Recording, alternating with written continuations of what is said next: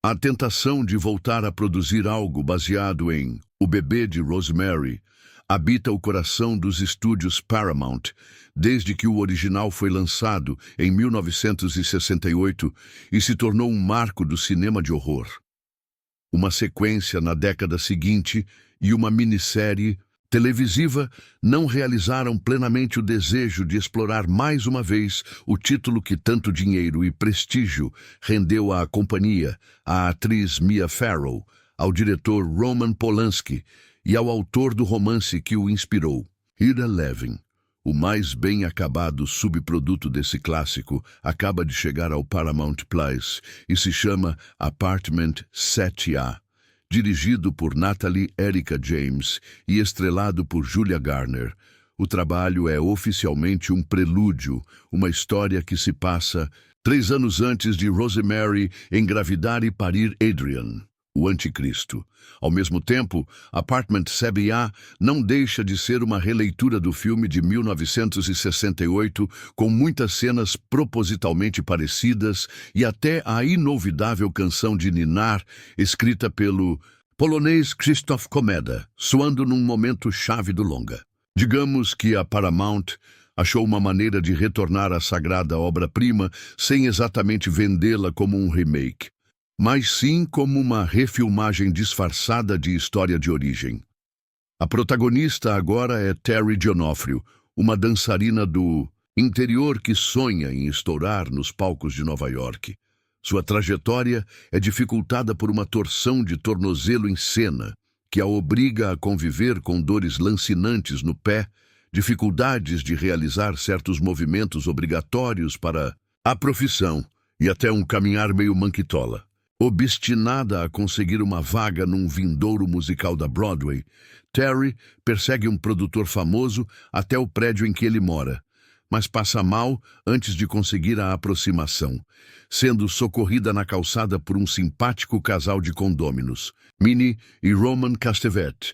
A sorte da artista começa a mudar a partir desse encontro fortuito.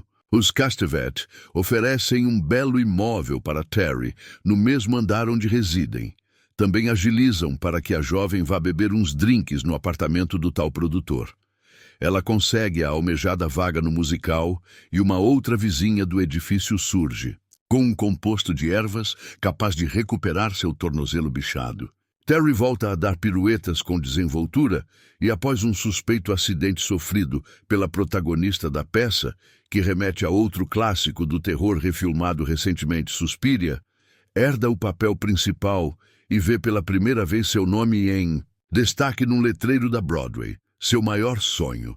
Pena que nada nessa vida é de graça. Toda essa bem-aventurança se dá porque na noite dos drinks com o produtor, Terry, em momento inconsciente, foi fecundada pelo cramulhão. Aquele edifício em que ela se meteu é todo habitado por uma seita satânica, em busca de um ventre para gestar o filho do capeta.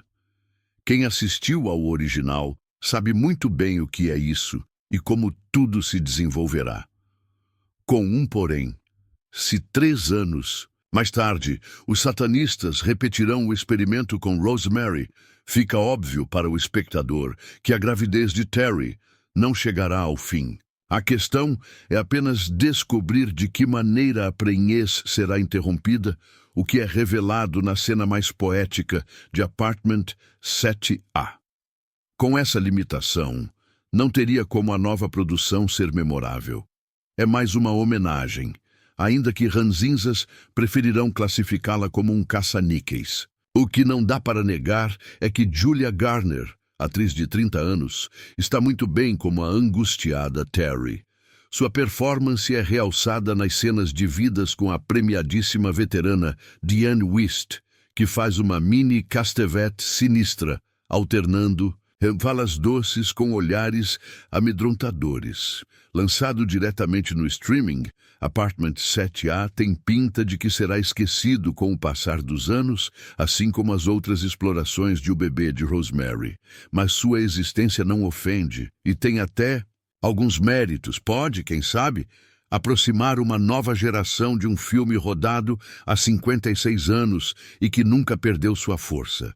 Em qualquer etapa da vida, quando era perguntado sobre seu filme de terror favorito, o nosso José Mojica Marins não hesitava em citar a obra de Polanski. O choque causado em suas retinas era permanente, por mais que o cinema evoluísse e ofertasse novas formas de assustar. Esse é só um exemplo do legado do bebê diabo no imaginário popular. Terry D'Onofrio, Julia Garner, é uma jovem dançarina que sonha em ter seu nome estampado nos outdoors dos principais teatros do mundo. Mas após se acidentar em um show ao vivo, Terry passa pela pior fase de sua carreira. Aparentemente, toda a comunidade da dança de Nova York a conhece como a garota que caiu no meio de uma apresentação, fazendo com que ela seja rejeitada em todas as audições que participa. Mas não é só a vida profissional de Terry que vai de mal a pior. Desempregada, a dançarina acaba indo morar de favor no apartamento de uma amiga, além de ter desenvolvido um vício em remédios para suportar as dores constantes decorrentes do acidente. Quando Terry parece ter chegado no fundo do poço, as coisas começam a melhorar e sua carreira dá uma guinada. Terry D'Onofrio é uma personagem secundária criada por Ira Levin, interpretada pela atriz e modelo Victoria Vetri no filme de Polanski. Com apenas uma rápida aparição no original, pouco se sabia a respeito de Terry.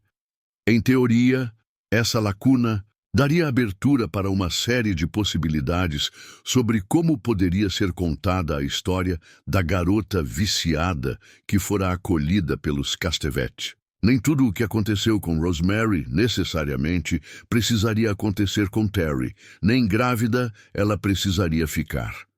Mas os roteiristas optaram pelo caminho mais seguro e fizeram dela uma primeira Rosemary, o que desapontou e muito a audiência. Por outro lado, a personalidade da protagonista de Apartamento 7A se distancia da proposta inicial. Se o filme de 68 passa a impressão de que Terry poderia estar envolvida com coisas mais pesadas, como prostituição e drogas ilícitas, aqui temos uma Terry mais gourmetizada. Seu vício é em analgésicos e o mais próximo que a garota chegou da prostituição foi em um teste do sofá. Inclusive, a Terry de Natalie Erica James tem como característica principal a ambição, mostrando ser capaz de tudo para alcançar a fama, quase que o oposto da ingenuidade transmitida por Mia Farrow, o que a torna muito mais uma releitura de Guy do que de Rosemary. Entretanto, não é só de defeitos que o filme é feito. A cena da concepção do bebê, o diabo encarnado, os atores que interpretam os novos Castevet são exemplos de escolhas que deram certo. O final, por exemplo, é excelente, com uma cena dramática e de arrepiar. A principal dúvida que permaneceu por mais de 5 décadas era: Terry foi empurrada pela janela por não aceitar fazer parte do plano dos satanistas ou cometeu suicídio após descobrir as reais intenções dos Castevet? Essa resposta finalmente é dada. Mesmo já conhecendo o destino da moça, é impossível não ser tomado pelo suspense na sequência final, embalada por uma trilha sonora inusitada que se encaixa perfeitamente no encerramento da história. Obviamente que navegar pelo drama de D'Onofrio não cai na categoria de algo necessário, mas necessidade não é a razão para a existência de continuações e prelúdios, pelo que devemos nos ater ao filme que, no final das contas, existe e está aí para a apreciação de quem assim quiser. Interpretada por Julia Garner, talvez mais lembrada no papel de Ruth Langmore na série Ozark, Terry é uma dançarina que aspira a ter seu nome em destaque na marquise de um show da Broadway, mas que, durante uma audição, sofre um acidente que afeta profundamente sua capacidade de dançar. Correndo atrás de Alan Marchand, Jim Sturgess, um produtor teatral particularmente sádico que mora no Branford, ela acaba adotada pelo casal Minnie e Roman Castevet, Diane Wist e Kevin McNally, ricos donos do apartamento do título.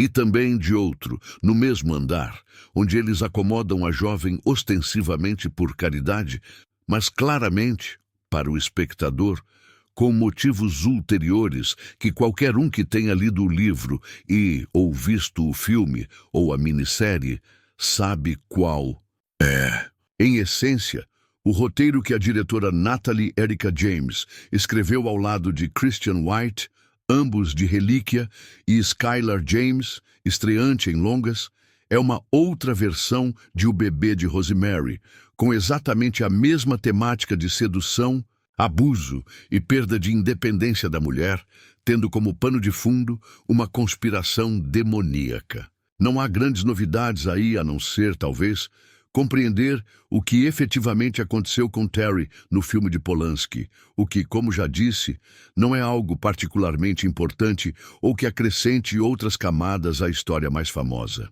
A produção até mesmo faz esforços consideráveis em termos de direção, de arte e de fotografia para fazer do prédio de luxo, que é o cenário principal do longa, algo que homenageia o clássico e ofereça ao espectador que goste muito do original uma forma de retornar para uma ambientação conhecida, novamente usada de forma labiríntica, claustrofóbica e ameaçadora, uma verdadeira manifestação arquitetônica do encurralamento físico e psicológico da protagonista.